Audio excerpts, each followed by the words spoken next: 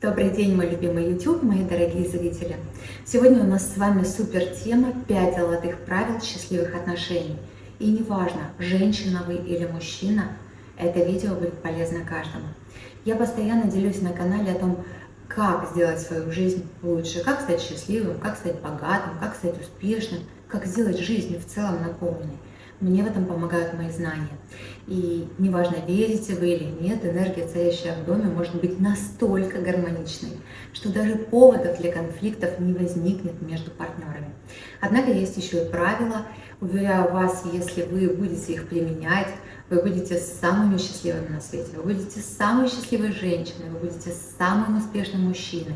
В ваших отношениях будут царить любовь, счастье, гармония, взаимопонимание. Повторяйте эти правила постоянно и делайте все, чтобы их применять. Прежде чем я вас познакомлю с этими волшебными правилами, хочу вас пригласить в новое измерение курса на богатство. Это мой курс, который поможет вам изменить вашу жизнь в области личного богатства, здоровья, отношений и карьеры. Все мы с вами стоим на пороге нового измерения, нового 9-го периода по фэн-шуй. И мы все уже ощущаем эти приходящие энергии, потому что мир изменился еще с 2017 года. И все приходящие новые энергии, они могут подарить вам все, о чем вы мечтаете, если вы научитесь ими управлять. У вас будет все, о чем вы можете только мечтать. Наш курс продлится 6 недель, вас будет ждать 14 видеоуроков, огромное количество практических чек-листов, презентаций, домашние задания. Вас ждет выход нового видео каждые 3 дня, но все новые видео будут открываться только после выполнения домашнего задания. Этот курс уникален тем, что там мы будем прорабатывать самые важные для каждого человека темы. Мы будем использовать и древние ведические знания, мы будем работать с энергией. Я научу вас изначально предотвращать какие-то трудности, которые могут появиться в вашей жизни, практически в любой сфере. Научившись один раз, вам больше, кроме самого себя, никто не будет нужен. Вы сможете сами все. И уже на курсе вы сможете почувствовать себя богатым человеком, счастливым человеком, успешным человеком. И самое удивительное, что ваши отношения заиграют новыми красками. Вы станете намного счастливее в своих отношениях. А также вы узнаете секрет успеха в новом измерении. Все подробности по ссылке в описании. Обязательно после просмотра этого видео переходите по ссылке, регистрируйтесь на курс. Он поможет вам изменить свою жизнь в лучшую сторону. Ну а теперь золотые правила. Правило номер 1 гласит: я целостная личность, и у меня есть мои личные границы. Начнем с вами по порядку. Никогда нельзя отдавать всего себя другому человеку. Неважно, мужчина вы или женщина. Да, вкладываться в отношения должны оба партнера. Но когда речь идет о том, что один из партнеров начинает отдавать всего себя, и чаще всего это женщина, свои ценности начинает предавать, чувства, эмоции, а мужчина, партнер, воспринимает это как излишек. И если женщина сама потеряла свою ценность, то мужчина тоже потеряет.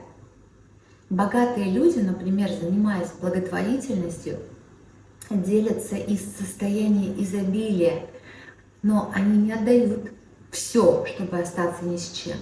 Делиться нужно тогда, когда у тебя всего в достатке, в изобилии. И в отношениях также работает. Если человек начинает отдавать всего себя, от человека ничего не останется. Внутри у него будет пусто, и он станет злым. И он начнет думать, что ему все должны. Абсолютно каждый человек в отношениях, будь то мужчина или женщина, также должен обозначать свои личные границы. Каждому человеку очень важно иметь время побыть наедине с собой. Вспомните пандемию, когда столько пар не выдержали 24/7 вместе, но еще больше семей стали крепче. В этот момент, когда человек проводит время наедине сам с собой, он уходит в свои мысли, в самопознание, в свое развитие, он наполняется, обдумывает что-то, проживает и приходит к партнеру наполненным из состояния изобилия, готовый делиться с вами тем, что сам познал, своей энергией, своими мыслями, своими чувствами. Это как путешествие в другую страну, в новое место, где вы можете узнать что-то новое, что-то интересное. И затем вы друг с другом взахлеб начинаете разговаривать, расспрашивать партнера, а как это, а как то. И когда вы отпускаете в отношениях человека в его мир, вот он рядом с вами, он может быть в другой комнате, но просто вы даете возможность побыть наедине с собой, наполниться, это очень сильно укрепляет отношения. Потому что кроме секса вы открываете друг в друге другие качества своего партнера, например, хорошего собеседника. Вы открываете для себя мир чего-то нового, того, что раньше не знали, а он узнал и делится этим с вами. И вы понимаете, что вам друг с другом интересно. Вы начинаете видеть в своем партнере человека, готового познавать этот мир, и вам хочется соответствовать такому человеку, будь то женщина или мужчина. Вы хотите, чтобы партнеру с вами было так же интересно, как вам с ним. Потому что, грубо говоря, если вы не будете соответствовать, ваш партнер может удовлетворить все свои потребности без вас. С тем, кто даст ему нечто большее, чем даете вы в отношениях. Это все очень сильно гармонизирует.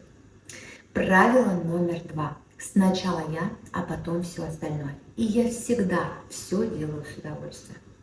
Здесь речь идет об энергообмене.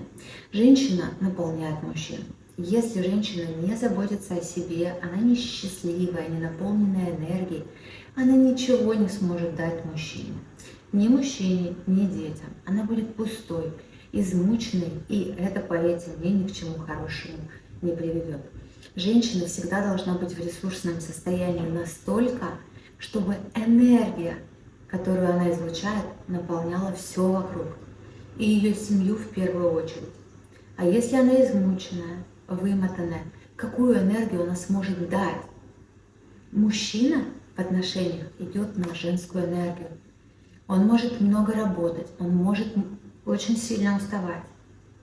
Но тот самый момент, когда он возвращается домой после тяжелого рабочего дня, он получает настолько мощный энергетический заряд от своей женщины, потому что она счастлива, она наполнена, она реализована. И он получает этот заряд, благодаря которому он может горы свернуть. И у него есть силы после трудового дня и с детьми поиграть, и с любимой побыть. А на утро он идет зарабатывать, чтобы больше ей давать, чтобы ее больше наполнить, чтобы она потом наполнила его. Опять же, мужчина это делает для себя. И еще один момент. Я всегда и все делаю с удовольствием. Когда человек делает что-то, что не хочет, он начинает ненавидеть не то, что делает, не того, кто заставил это делать. Когда человек что-то делает для другого человека, потому что хочет, это желание сделать приятно, это желание позаботиться из состояния любви и счастья, желание сделать другого человека счастливым. Нет никаких женских и мужских обязанностей, это все чушь полная. Замечали, например, что в ресторанах какой-нибудь высокой кухни шефы мужчины. И кто теперь скажет, что готовка – это женское дело? А что касается еды, воды и всего того, что потребляет человек, внутри себя нужно быть очень аккуратным. Даже телевизоры нельзя включать с какими-нибудь негативными новостями. А если женщина еду готовит и ненавидит это делать, то какую энергию она туда вкладывает? Вместо любви, успеха своего мужчины, здоровья, она думает только о ненависти. Мужчина цветы дарит любимой, потому что хочет ее просто порадовать и увидеть ее улыбку. Правило номер 3. Разговоры, скандалы и чувства. Всегда говорите партнеру, если его поступок вас ранит. Все невысказанные обиды ведут к катастрофической пропасти между партнерами. И чем больше обид замолчано, складывается в стопочку, стерплено, чем дольше это продолжается, тем бездоннее становится пропасть между людьми. И даже если когда-нибудь эти люди захотят поговорить, Эта пропасть будет настолько велика, что они просто не услышат друг друга. Они не смогут друг для друга докричаться. Не только мужчины обижают женщин. Огромное количество женщин обижает мужчин. Иногда ругаться и скандалить, и жить долго и счастливо лучше, чем тихо, мирно разойтись. Мы не говорим с вами о ежедневных скандалах, битье посуды или оскорблениях. Отношения, где есть скандалы, выяснение отношений намного крепче и честнее, чем те, в которых молчат и терпят. Терпение – это подобно ядерной бомбе. Однажды ему приходит конец. И это не то, что взрыв, это полное уничтожение. Люди почему начинают кричать и скандалить?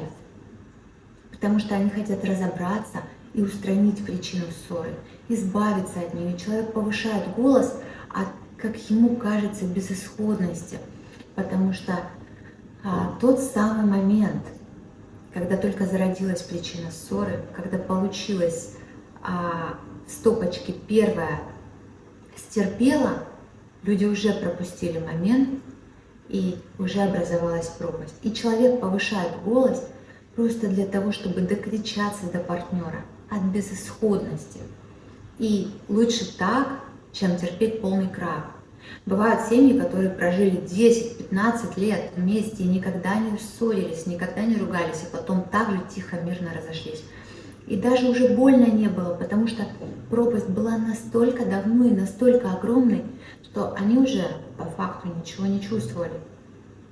Но на самом деле претензий к друг другу у этих людей хватит роман на 3 тома написать, у каждого. А бывают пары, и я таких пар очень много знаю, которые живут душа в душу и очень любят друг друга. И никому в голову прийти не может, что они могут ругаться.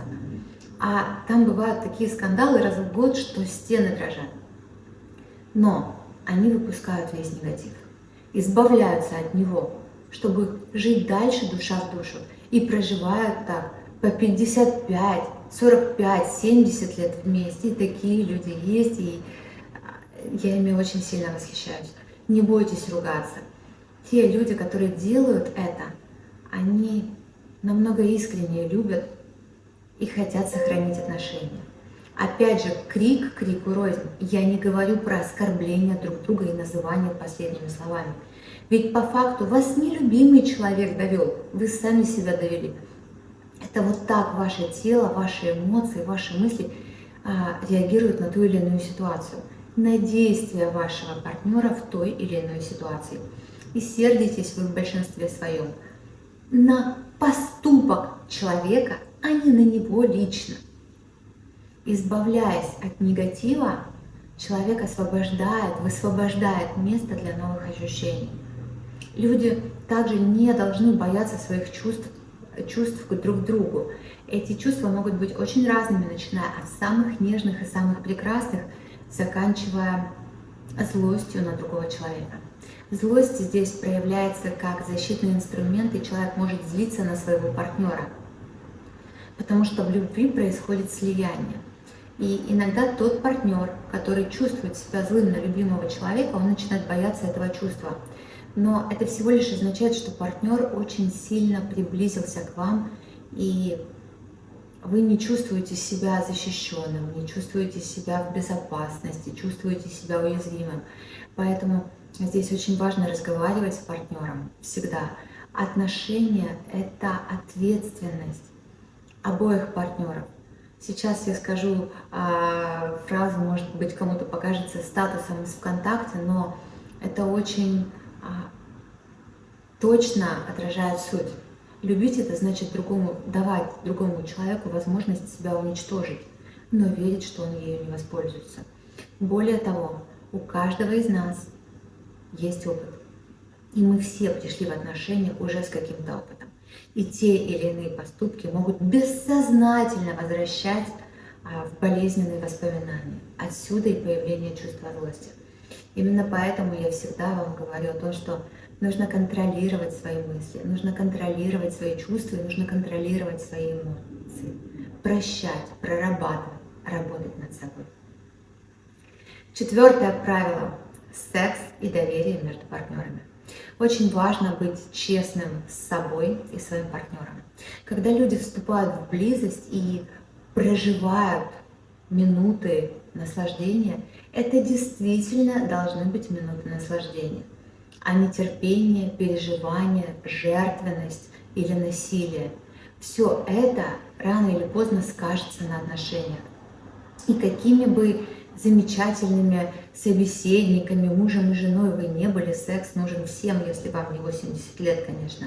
Поэтому очень важно быть честными с собой и со своим партнером. Всегда говорите друг с другом, познавайте друг друга, узнавайте о предпочтениях партнера. Может быть, вполне такая ситуация, когда один человек хочет, а второй нет. Но не хочет он не потому, что не хочет своего любимого, а потому что устал, например, совершенно без сил. И здесь еще раз не должно быть никакого насилия. Сказать можно: прости, любимая, я так тебя люблю, так хочу, но сейчас у меня нет сил, я отдохну часик, и у нас все будет. Или же второй вариант. Партнер, не контролирующий свои эмоции, срывается: я устал, или я тебя не хочу, говорит женщина. И партнер думает, что это его не хотят. Человек так устроен.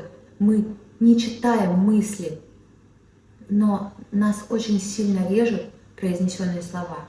Он не понимает причину, ее не произнесли. Очень важно подбирать в отношениях слова. И пятое, главное правило, золотое правило – это развитие. Человек должен развиваться постоянно. Многие люди, и чаще всего женщины, растворяются в партнере и живут не свою жизнь.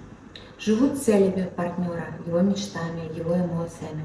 И у мужчин тоже такое бывает, но значительно реже, когда женщина начинает растворяться в нем. Женщина растворяется в мужчине, теряет себя. И представьте себе ситуацию, когда он вдруг исчез. Как она жить будет?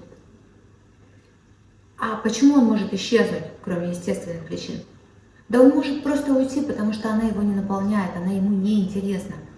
Он ее наполняет, а она его нет. Поэтому любой человек должен развиваться, особенно женщина, наполнять себя постоянно, познавать что-то новое. Есть такое понятие пытливый ум, пользуйтесь. И развитие – это значит развиваться там, где вам интересно, развиваться в том, что доставляет вам удовольствие, заряжает вас, наполняет вас, что вам интересно. Потому что, будучи наполненным энергией, особенно женщина, она делится этой энергией с мужчиной. И если вам вдруг кажется, что кто-то вам что-то запрещает, дорогие женщины, по факту это вы сами себе запрещаете. Ни один человек в мире не способен вам что-то запретить. Ну, вряд ли у вас будет желание наполняться тем, что запрещено законом. И еще важный момент. Если вдруг человек не идет в развитие и представляет себя жертвой, тем больше жертвой он станет. Когда человек что-то хочет по-настоящему, он это всегда получает. Поэтому подумайте об этом, а действительно ли вам запрещают или вам это показалось. На этом все, мои дорогие. Я надеюсь, видео было полезным. Ставьте лайки, пишите комментарии. Всем классного дня!